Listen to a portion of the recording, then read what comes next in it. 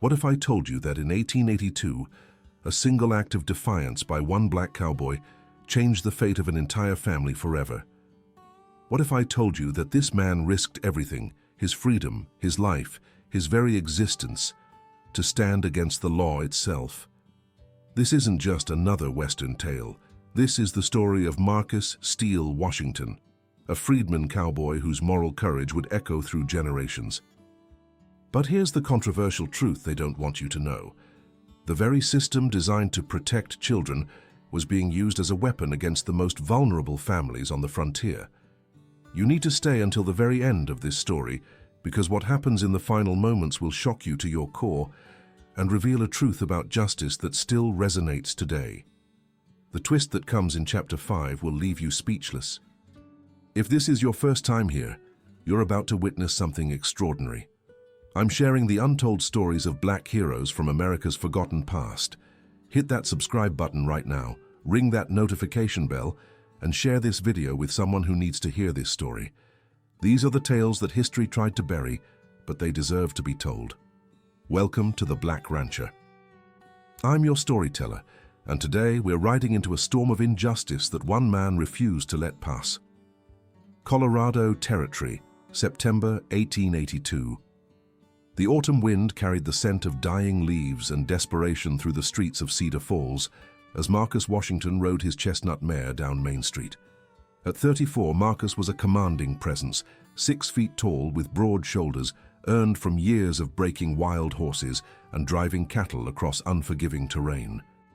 His dark skin bore the weathered marks of a man who had lived his entire adult life under the western sun, and his keen brown eyes missed nothing as they surveyed the town. Marcus had earned his reputation as one of the finest horse trainers in 3 territories. Men who wouldn't shake his hand in public still sought his services in private, knowing that a horse trained by Steele Washington was worth twice what any other man could command. The nickname had stuck after he'd successfully broken a notorious stallion that had injured 4 other trainers. Marcus had done it with patience, understanding, and an iron will that never bent. As he approached the small cabin at the edge of town, he could hear the commotion before he could see it. Raised voices, a woman's desperate pleas, and the unmistakable sound of official authority. His jaw tightened as he recognized the scene unfolding before him. Sheriff Duncan Hartwell stood on the porch of a weathered wooden cabin, his bulky frame filling the doorway as he spoke, in clipped, authoritative tones. Beside him stood Mrs. Abigail Thornton, the town's self-appointed moral guardian and head of the Ladies' Social Improvement Society. Her pinched face wore an expression of righteous satisfaction as she clutched a leather portfolio against her chest. But it was the woman standing in the doorway that made Marcus's chest tighten with recognition and concern. Sarah Mae Collins, barely 22 years old, clutched her 18-month-old son Tommy against her chest like a shield. Her auburn hair, usually neatly pinned, hung loose around her shoulders and her green eyes were wide with terror. "Mrs. Collins, you need to be reasonable," Sheriff Hartwell was saying, his voice carrying the tone of a man accustomed to being obeyed. "The boy needs proper care, proper education, proper supervision." "He has proper care," Sarah's voice cracked with desperation. "I work every day. I keep him fed, clean, safe. He's my son." Mrs. Thornton stepped forward, her lips pursed in disapproval. "Sarah, dear, working as a seamstress barely keeps you fed. Look at this place." She gestured dismissively at the small but tidy cabin. 1 room, no proper facilities for a growing child. "The Denver Children's Home can provide him with education, structure, moral guidance, and separate him from his mother," Marcus said quietly, his deep voice cutting through the conversation like a blade. All eyes turned toward him as he dismounted, his movements deliberate and controlled. Sheriff Hartwell's hand instinctively moved toward his gun belt, a reflexive action that spoke volumes about the racial tensions simmering beneath the surface of frontier life. "This ain't your concern, Washington," Hartwell said, his tone carrying a warning. "Official town business." Marcus stepped closer, removing his hat respectfully, but keeping his stance firm. "Seems to me like it's concerning anyone with a sense of justice, Sheriff." Sarah Mae's eyes met his, and he saw a flicker of hope mixing with the fear. 3 months ago, when her husband Jacob had been killed in a mining accident, Marcus had been one of the few people in town to offer practical help. He'd repaired her cabin's leaking roof, chopped wood for her stove, and asked for nothing in return except her promise to call on him if she needed help. "Marcus," she whispered, "they want to take Tommy. They say I can't provide for him properly." Mrs. Thornton's voice dripped with condescension. "The child needs stability, Mr. Washington. Surely even you can see that a young woman alone without family support or adequate means cannot raise a child properly in these circumstances." Marcus looked at the cabin, small but clean, with a vegetable garden Sarah had carefully tended, children's clothes hanging neatly on a line, and smoke rising from the chimney indicating a warm home. Then he looked at Tommy, a bright-eyed toddler who was clearly well-fed, clean and loved. "Looks to me like he's being raised just fine," Marcus said evenly. Sheriff Hartwell stepped forward aggressively. "Now you listen here, Washington. The Ladies' Society has filed a formal complaint with the territorial authorities. This woman has been seen taking in questionable work to make ends meet." Marcus's eyes sharpened. "What kind of questionable work?" Sarah's face flushed red. "I've been taking in laundry from the saloon. It's honest work, washing clothes, bedding, nothing more. But some people—" She glanced meaningfully at Mrs. Thornton. "Choose to see impropriety where there is none. The appearance of impropriety is just as damaging as impropriety itself," Mrs. Thornton sniffed. "A child cannot be raised in such an environment." The injustice of it hit Marcus like a physical blow. Here was a young mother, widowed through no fault of her own, working every honest job she could find to support her child, being punished for her poverty and the malicious gossip of busybodies with too much time and too little Christian charity. "So let me understand this," Marcus said, his voice gaining an edge of steel. "You want to take a child away from a loving mother because she's poor and because she has the audacity to work hard to support him." "The law is the law," Sheriff Hartwell said. "The territorial statutes are clear about children at risk due to inadequate parental supervision or immoral environments." Marcus took another step closer, and despite being outnumbered, his presence seemed to fill the space. "And who decides what constitutes inadequate or immoral? The same people who wouldn't lift a finger to help a struggling widow, but are quick enough to tear her family apart." "You're walking dangerous ground, Washington," Hartwell warned. But Marcus wasn't backing down. He'd seen too much injustice in his 34 years, had been born into slavery, fought for his freedom, and carved out a life for himself through sheer determination. He recognized the face of oppression in all its forms, and he wouldn't stand by and watch it destroy an innocent family. "Sarah," he said, turning to face her directly, "do you want your son taken from you?" "No," she whispered, then stronger. "No. Please, he's all I have left, he's everything."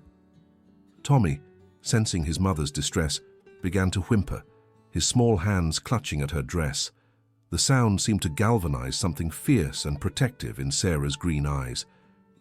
Marcus nodded slowly, his decision crystallizing. "Then they'll have to go through me first." The words hung in the air like thunder before lightning.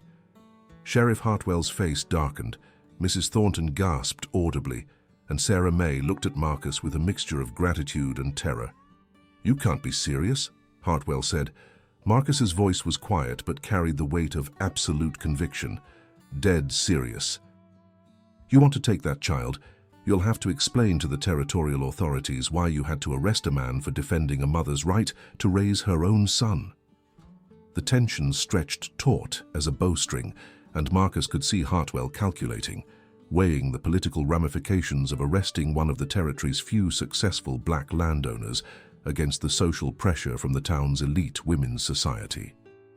But as the afternoon sun began to sink toward the mountains, casting long shadows across the confrontation, Marcus Washington stood his ground, knowing that some fights were worth whatever price they might extract. The battle for Tommy Collins's future was about to begin. Before we continue with Chapter 2, I need you to understand something crucial. The story you're hearing isn't just historical fiction. It's based on real events that happened across the American frontier. Families torn apart, children separated from loving parents, all in the name of social improvement and moral righteousness. This is The Black Rancher, where we bring you the untold stories of courage, resistance, and humanity from America's forgotten past. If you haven't subscribed yet, do it now, because stories like Marcus Washington's deserve to be remembered and shared. Hit that notification bell and share this video with someone who believes in standing up for what's right, no matter the cost. Now, let's see what happened when Marcus made his stand. The standoff continued as the late afternoon sun cast everything in shades of gold and amber. Marcus could feel the weight of eyes watching from behind curtains and around corners. Word traveled fast in a small town, and a black man defying the sheriff was the kind of news that drew crowds. Sheriff Hartwell's face had grown progressively redder as he realized he was trapped between his authority and the uncomfortable reality of Marcus's reputation. Despite the racial prejudices of the era, Marcus Washington was not a man who could be easily dismissed. He owned 200 acres of prime grazing land, employed several ranch hands of various colors, and had business relationships with cattle ranchers throughout 3 territories. More importantly, he had never broken a law or given anyone legitimate cause for complaint. "Washington," Hartwell said finally, his voice tight with controlled anger, "you're interfering with official business." "I'm witnessing official business," Marcus corrected calmly. "Last I checked, that wasn't against the law." Mrs. Thornton, clearly frustrated by the delay, stepped forward with her papers clutched tighter.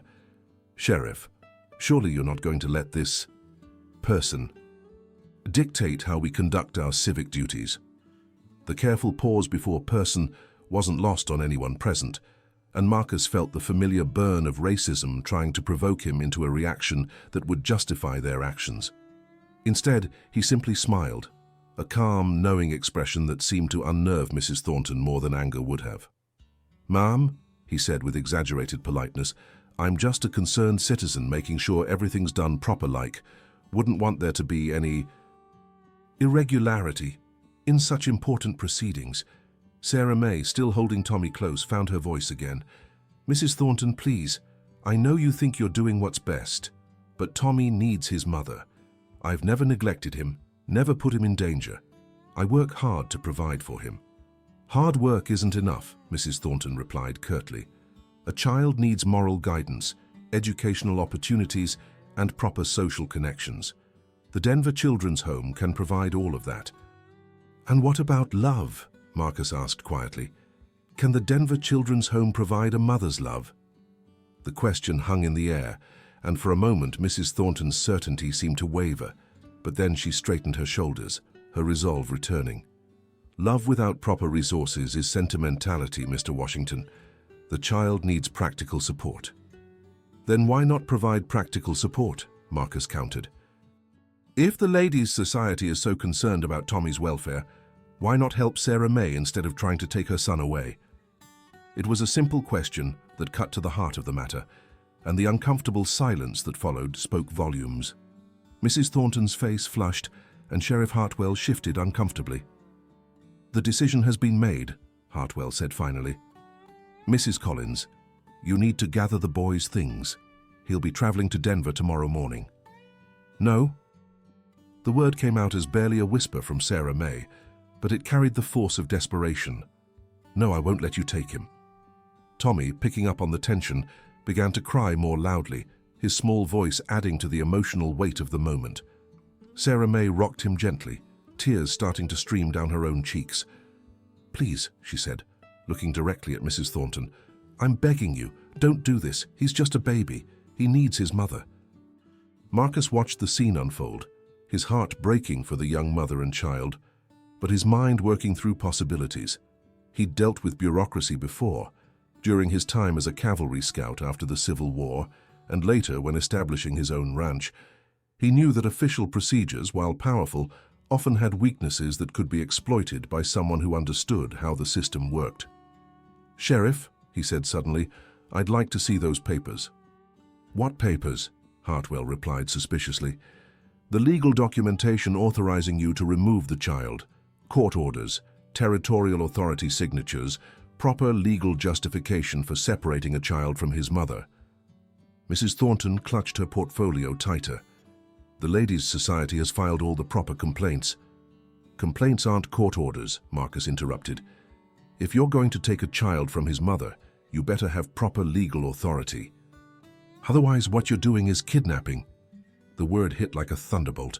Sheriff Hartwell's hand moved instinctively toward his gun, but Marcus remained perfectly still, his eyes locked on the sheriff's face. You calling me a kidnapper? Hartwell's voice was dangerous. I'm saying that if you don't have proper legal authority to remove that child, then that's exactly what you'd be, Marcus replied evenly. And I think a lot of folks, including territorial authorities, might be very interested in hearing about how a sheriff and a ladies' society decided to take the law into their own hands. The threat was subtle but clear. Marcus was reminding them that he had connections beyond their small town, business relationships, contacts from his military service, people who would take notice if something happened to him or if he made certain accusations. Mrs. Thornton's confidence began to crack. We have documentation, then show it, Marcus said simply. There was a long pause as Mrs. Thornton looked at Sheriff Hartwell, who looked back at her. The portfolio remained clutched against her chest. The proper authorities have been notified, Hartwell said finally, but his voice lacked its earlier certainty. Notified or consulted, Marcus pressed, because there's a big difference between filing a complaint and getting legal authorization to remove a child from his home. As the implications of Marcus's challenge sank in, Sarah May looked at him with growing hope. For the first time since the confrontation began, she saw a possible way out of the nightmare. But Marcus knew that exposing the weakness in their legal position was only the first step. The real challenge would be protecting Sarah May and Tommy from retaliation, and that fight was just beginning. The sun was setting behind the mountains now, painting the sky in brilliant oranges and purples. In the gathering dusk, the battle lines were being drawn for a conflict that would test everything Marcus Washington believed about justice, courage, and the price of doing what's right. As darkness began to settle over Cedar Falls, the confrontation on Sarah May's porch had drawn a crowd. Townspeople lingered at a respectful distance, some clearly supporting Mrs. Thornton's position, others looking uncomfortable with the proceedings. Marcus could see familiar faces among them, men whose horses he'd trained, women whose husbands had done business with him, children who'd watched him work with wide-eyed fascination. The social dynamics of the frontier were complex. While racial prejudice was certainly present, it was tempered by the practical realities of survival and success. A man who could train horses, track lost cattle, and handle himself in dangerous situations earned a certain grudging respect, regardless of his skin color. Marcus had built his reputation carefully over 15 years, and now he was calling in every bit of that social capital. Mrs. Thornton, he said, his voice carrying clearly in the evening air, you mentioned that Sarah May works hard but can't provide proper support for Tommy. What exactly does proper support mean? The question was strategic. By making Mrs. Thornton explain her position publicly, Marcus was forcing the community to confront the real motivations behind the attempt to remove Tommy from his mother's care. Mrs. Thornton straightened, clearly aware that her words were being heard by the growing crowd. A child needs educational opportunities, moral guidance, proper nutrition, adequate shelter, and appropriate social influences. And does Tommy have adequate shelter? Marcus asked, gesturing toward the small but well-maintained cabin. It's barely one room. Is it weatherproof? Does it have a roof, walls, a working stove for heat and cooking? Mrs. Thornton's jaw tightened. Yes, but... And nutrition? Has anyone seen Tommy looking underfed or malnourished? The crowd began to murmur. Several people had seen Sarah May and Tommy around town, and the child was clearly healthy and well cared for. The boy appears healthy, Mrs. Thornton admitted grudgingly, but that's not the only consideration. Of course not, Marcus agreed. What about moral guidance? Has Sarah May been teaching her son right from wrong? Has she been raising him to be honest, hard-working, respectful? Sarah May found her voice again, stronger now. I read to him every night from the Bible my grandmother gave me. I teach him his prayers, his letters, how to be kind to animals and people. He knows to say please and thank you, and to help others when he can. Marcus nodded approvingly, then turned back to Mrs. Thornton. And educational opportunities? What's preventing Tommy from receiving an education right here in Cedar Falls? Well, the school is... Mrs. Thornton faltered, realizing she was walking into dangerous territory. The school is what? Marcus pressed gently. The uncomfortable truth was that the local school, such as it was hardly superior to the basic education Sarah May could provide at home. Like many frontier communities, Cedar Falls struggled with teacher retention and educational resources. Sheriff Hartwell, seeing Mrs. Thornton foundering, tried to regain control of the situation. This is all beside the point. The complaint has been filed, and the boy needs to be removed to proper care. But that's exactly the point, Marcus said, turning to address not just Hartwell but the crowd of onlookers. If Tommy is healthy, loved, fed, sheltered, and receiving moral guidance, then what's the real reason for trying to separate him from his mother? The question hung in the air like smoke from a campfire, and Marcus could see understanding beginning to dawn on several faces in the crowd. The real issue wasn't Tommy's welfare. It was Sarah May's poverty and her vulnerable position as a young widow without family protection. I'll tell you what the real reason is, Marcus continued, his voice gaining strength. It's because Sarah May doesn't have money, doesn't have family connections, doesn't have social standing. And there are people in this town who think that poverty is the same thing as unfitness. A few voices in the crowd murmured agreement. Poverty was something most frontier families understood intimately. The difference between success and disaster was often a matter of luck, weather, or a single bad decision. But here's what I know about Sarah May Collins, Marcus said, his voice carrying clearly through the evening air. When her husband died in that mine collapse, she could have given up, could have begged for charity, could have taken the easy path and let someone else take responsibility for her and her son. He paused, letting his words sink in. Instead, she rolled up her sleeves and went to work. She took in sewing, laundry, mending, any honest work she could find. She fixed her own roof when it leaked, tended her own garden, chopped her own firewood. She did whatever it took to keep her family together and independent. Sarah May looked at Marcus with tears in her eyes, touched that someone understood the struggles she'd faced and the strength it had taken to survive them. That's not the behavior of an unfit mother, Marcus continued. That's the behavior of a woman with courage, determination, and love for her child. Those are exactly the qualities we should want in the people raising the next generation. The crowd was clearly moved by his words, and even some who had initially supported Mrs. Thornton's position were beginning to look uncomfortable.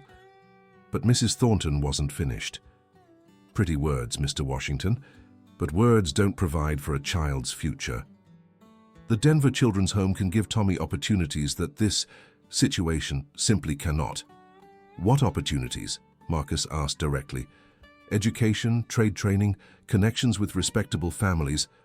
And what's the cost of those opportunities? Marcus interrupted. Separation from his mother, growing up without knowing where he came from, who his people are, what his father died for. Is that a price worth paying? The question struck home, particularly among the crowd of frontier families who understood the importance of family connections and heritage in a hard, dangerous world. Marcus could see that he was winning the public argument, but he also knew that public opinion wouldn't necessarily stop Sheriff Hartwell from carrying out what he saw as his official duty. He needed something more concrete.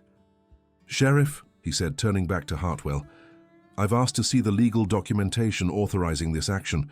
You still haven't shown it to me."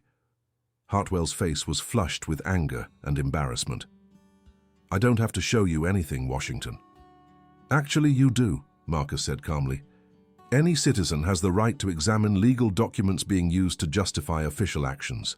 That's basic frontier law." The crowd murmured agreement. Due process, even in its frontier form, was something people took seriously. "The papers are in order," Mrs. Thornton said quickly. "Then there shouldn't be any problem showing them," Marcus replied. The standoff continued, but Marcus could sense that the balance was shifting. By forcing the issue into the open, by making Mrs. Thornton and Sheriff Hartwell justify their actions publicly, he had exposed the weakness of their position. But he also knew that embarrassing powerful people was dangerous, and the real test of his courage was yet to come. I need to pause here for a moment because what you're witnessing is something extraordinary. Marcus Washington didn't have money, political power, or social connections. What he had was moral courage and the willingness to speak truth to power. This is The Black Rancher, where we uncover the forgotten stories of heroes who stood up when it mattered most. The courage Marcus shows in this moment, standing between a mother and child and the forces trying to tear them apart, this is the kind of bravery that changed history. If you're finding value in this story, if it's making you think about courage, justice, and standing up for what's right, then subscribe to this channel right now. Share this video with someone who needs to be reminded that ordinary people can do extraordinary things when they choose to act. Because what happens next will test everything Marcus believes about justice, family, and the price of doing what's right. And the shocking revelation that comes in Chapter 5 will change everything you think you know about this story. Let's continue. The tension in the air was palpable as the last light faded from the sky. Oil lamps began flickering to life in windows around town, casting dancing shadows that seemed to reflect the uncertainty of the moment. Marcus stood firm on the porch, his presence a barrier between Sarah May and those who would separate her from her child. Sheriff Hartwell was clearly struggling with the situation. As a lawman, he was accustomed to having his authority respected without question. But Marcus's challenge had exposed the shaky legal foundation of the whole proceeding, and the growing crowd of witnesses was making the situation increasingly political. "All right, Washington," Hartwell said finally. "You want to see papers? Fine." He gestured to Mrs. Thornton, who reluctantly opened her leather portfolio. She withdrew a single sheet of paper and handed it to the sheriff, who glanced at it briefly before extending it toward Marcus. Marcus took the document and moved closer to one of the porch lanterns to examine it carefully. His literacy, hard-won through years of self-education after the war, served him well now as he read through the formal language. What he found confirmed his suspicions. "This isn't a court order," he said finally, looking up at Hartwell. "This is just a complaint filed with the Territorial Social Services Office. It requests an investigation, not immediate removal of the child." The crowd murmured, and Marcus could see understanding dawn on several faces. Mrs. Thornton and Sheriff Hartwell had been acting beyond their legal authority. Furthermore, Marcus continued, holding up the paper, "It says here that any action should be taken only after a proper investigation by qualified territorial representatives, not local officials." Sheriff Hartwell's face darkened. "Now you listen here." "No, you listen," Marcus said, his voice carrying new authority. "You just tried to take a child from his mother based on incomplete paperwork and personal prejudice. That's not just wrong, it's illegal." The word hit like a physical blow. In a community where reputation and standing mattered enormously, being accused of illegal behavior was serious. And Marcus wasn't just any accuser. He was a respected businessman and war veteran whose word carried weight. Sarah May looked at the paper in Marcus's hands as if it were a lifeline. "Does this mean?" "It means," Marcus said clearly, "that no one has legal authority to remove Tommy from your care tonight. Or any other night, until there's been a proper investigation by qualified authorities." Mrs. Thornton's face had gone pale. "But the complaint clearly states, the complaint requests an investigation," Marcus corrected. "It doesn't authorize immediate action, and even if it did, it would need to be carried out by territorial social services, not by local officials with personal agendas." The distinction was crucial, and everyone present understood its implications. Mrs. Thornton and Sheriff Hartwell had overstepped their authority, and Marcus had caught them doing it. But Marcus knew that winning this battle didn't mean winning the war. Embarrassed authority figures had a way of finding revenge, and Sarah May would still be vulnerable to future harassment. "Sarah," he said, turning to face her directly, "you and Tommy need more protection than just tonight's victory." "What do you mean?" she asked, still holding her son close. Marcus took a deep breath, knowing that what he was about to say would change everything. For Sarah May, for Tommy, and for himself. "I mean," he said carefully, "that a single woman with a child will always be vulnerable to this kind of harassment. But a married woman with a husband to protect her, That's different." The implications of his words spread through the crowd like ripples on a pond. Sarah May's eyes widened with understanding and something else, hope mixed with uncertainty. "Marcus," she whispered, "are you—" "I'm saying that if you're willing, Sarah May Collins, I'd be honored to have you as my wife and Tommy as my son." The proposal hung in the air like thunder. It was sudden, unexpected, and yet somehow inevitable given the circumstances.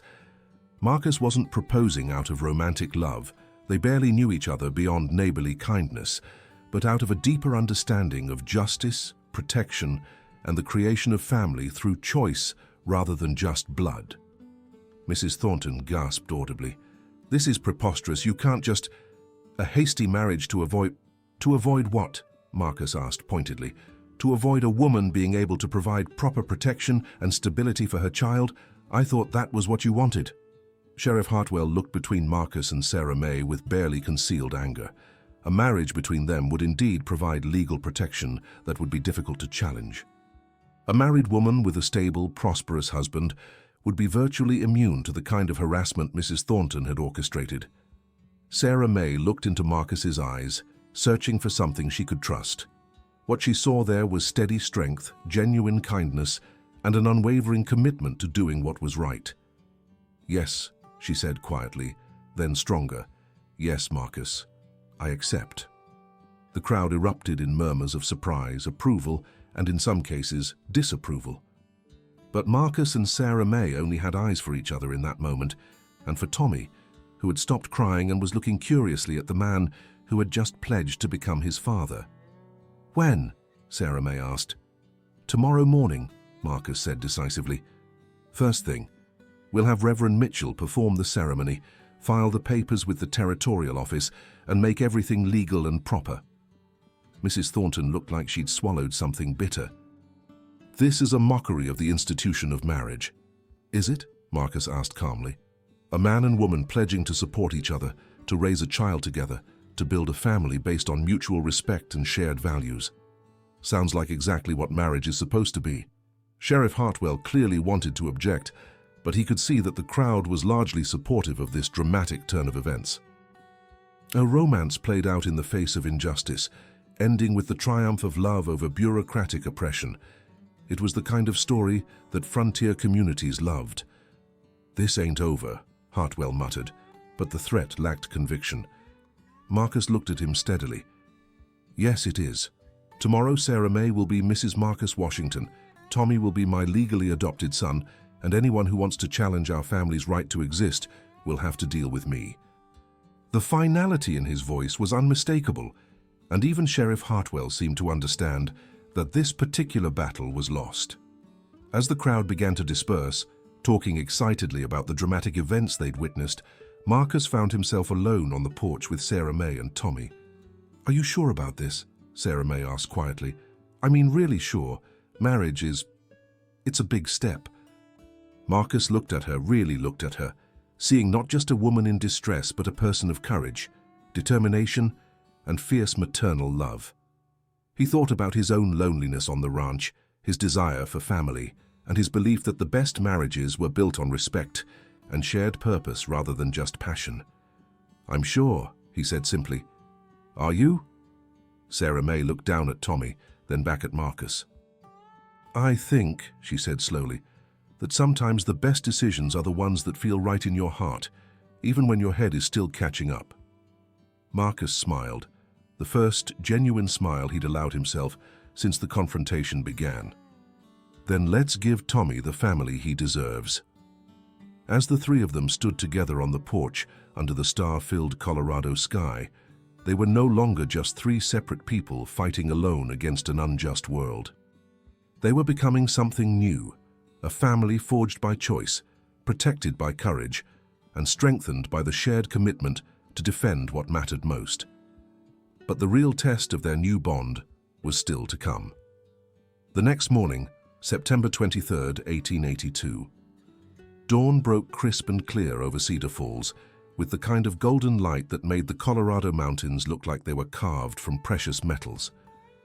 Marcus had spent the night at the hotel, partly out of propriety, and partly because he needed time to process the magnitude of what he'd committed to doing.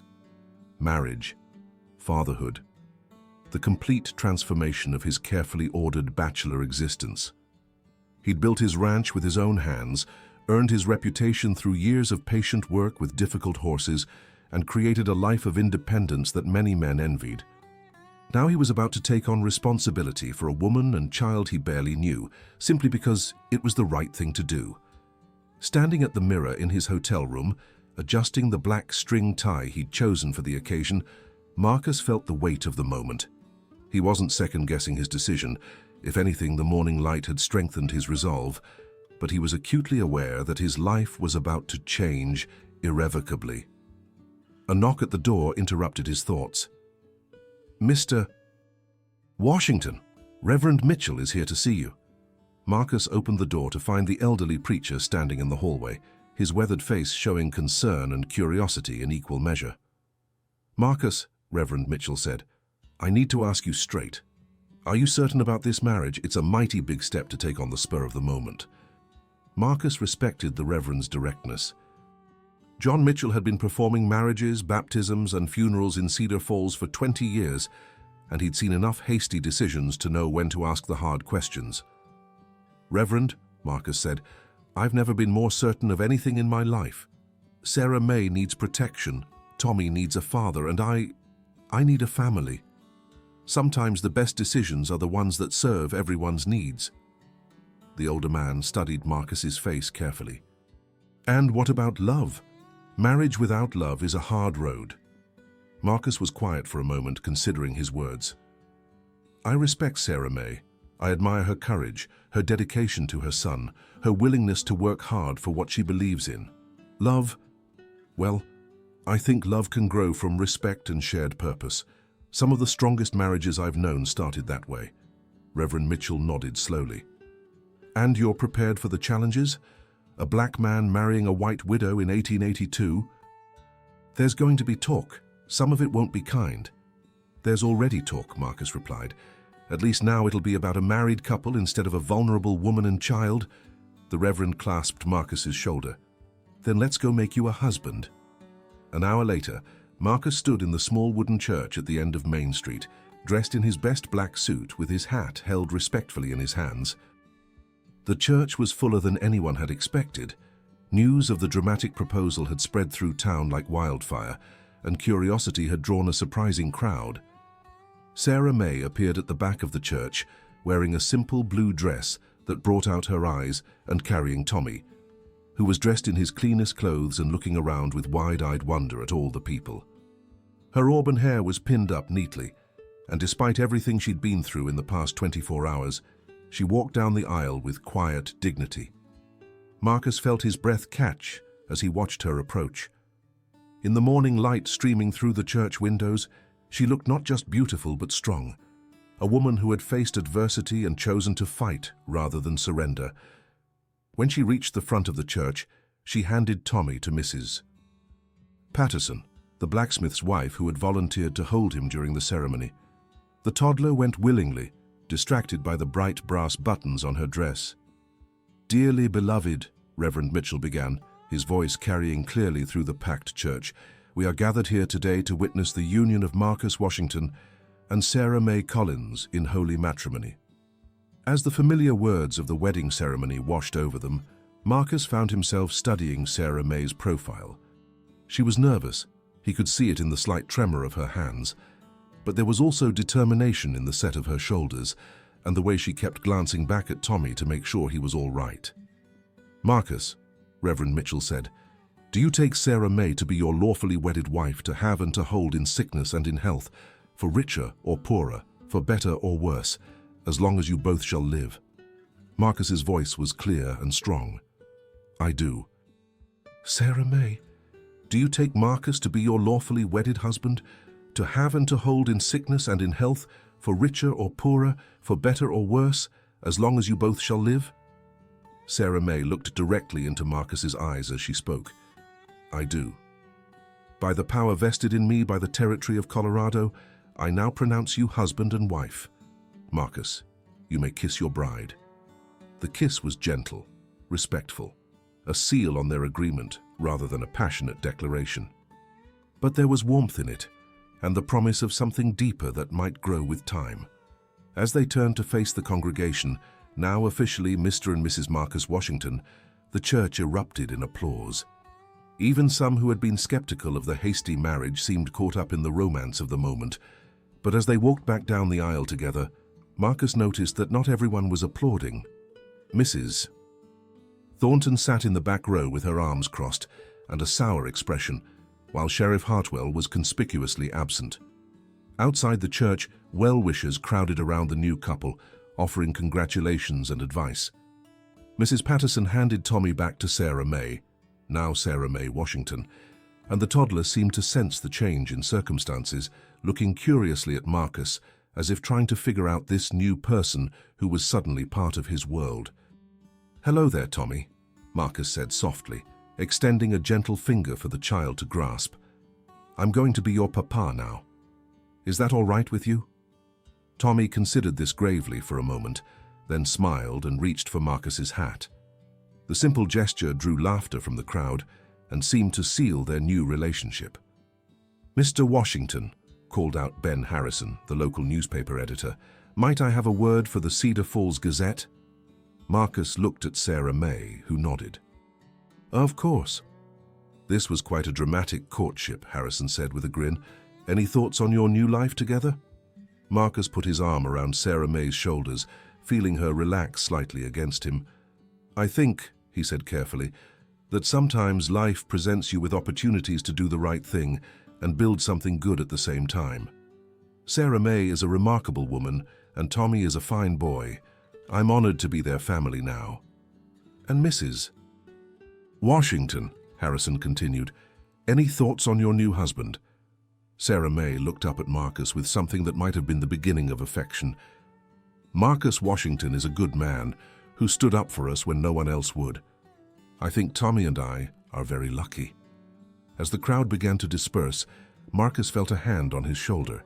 He turned to find Dr. Samuel Hayes, the town's physician, and one of the few educated men who had always treated Marcus with consistent respect. "Marcus," Dr. Hayes said quietly, "might I have a private word?" They moved away from the crowd, Sarah May staying close with Tommy in her arms. "I wanted you to know," Dr. Hayes said, his voice low, "that Mrs. Thornton's complaint about Sarah May wasn't entirely honest." Marcus's attention sharpened. "What do you mean?" Dr. Hayes glanced around to make sure they weren't being overheard.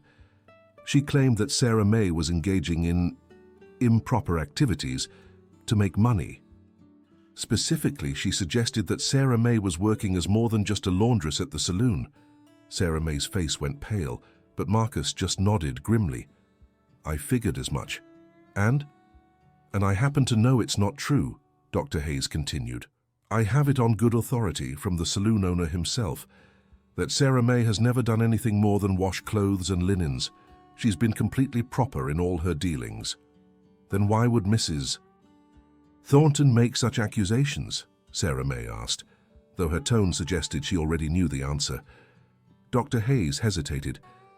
Because she had other plans for you, my dear." The words hung in the air ominously. Marcus felt a cold suspicion beginning to form.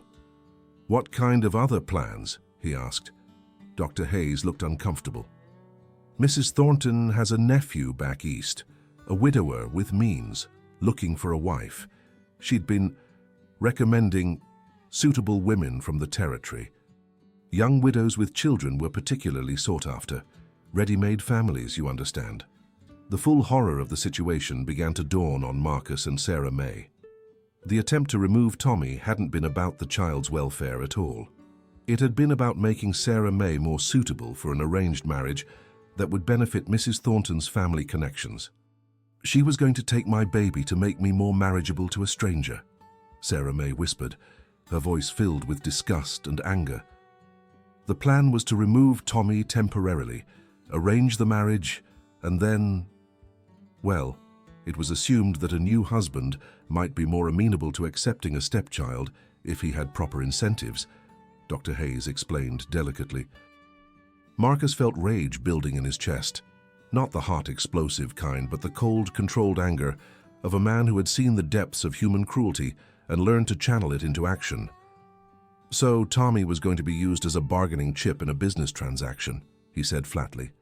"I'm afraid so," Dr. Hayes confirmed. "I thought you should know the full truth of what you prevented yesterday."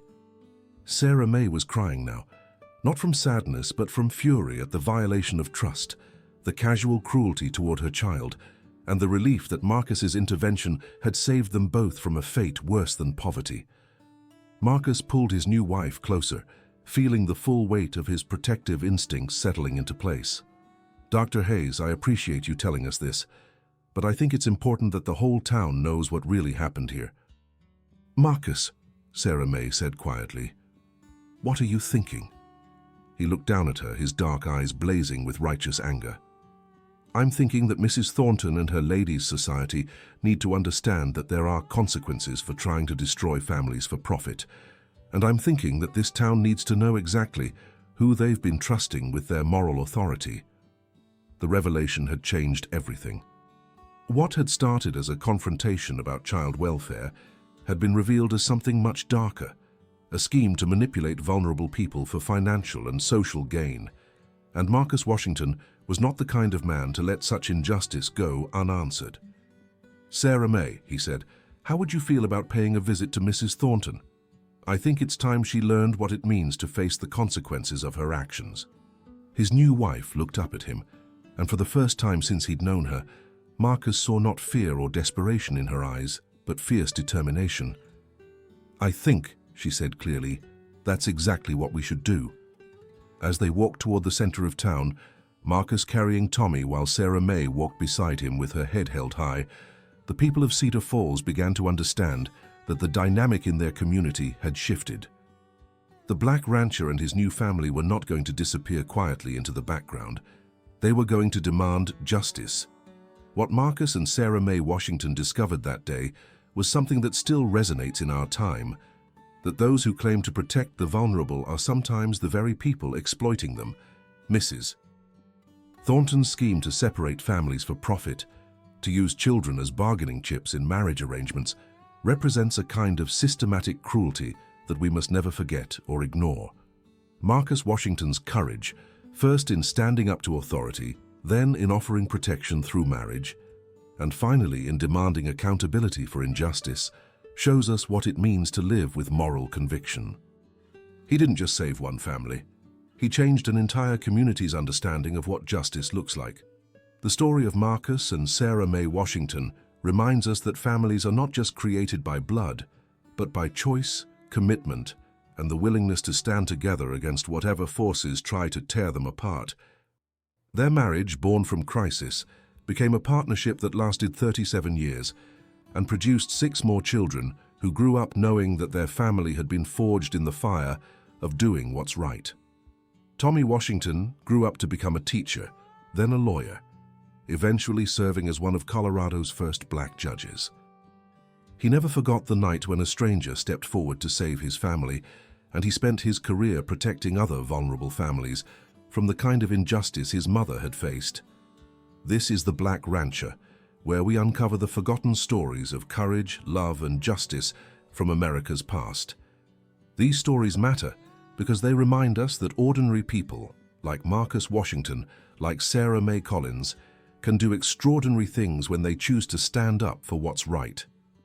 If this story moved you, if it made you think about courage, family, and the price of doing what's right, then I need you to do 3 things. First, subscribe to this channel and ring that notification bell. These stories deserve to be told, and your support makes that possible. Second, share this video with someone who needs to hear it. Share it with someone who's facing their own impossible situation, someone who needs to be reminded that courage is contagious and that standing up for others is how we change the world.